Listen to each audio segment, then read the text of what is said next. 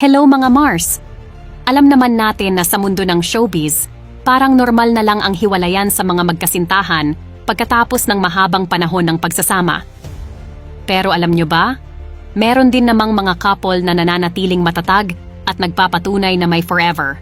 Heto ang ilan sa kanila na hanggang ngayon ay sila pa rin.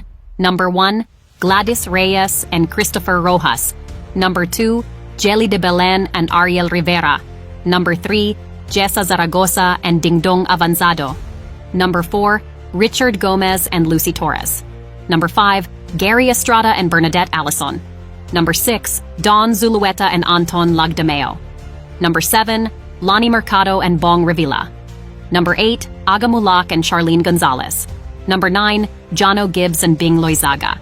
Number 10, Judy Ann Santos and Ryan Agoncillo. May na-miss ba akong celebrity couple na hanggang ngayon ay solid pa rin? I-comment nyo sa baba, mga Mars.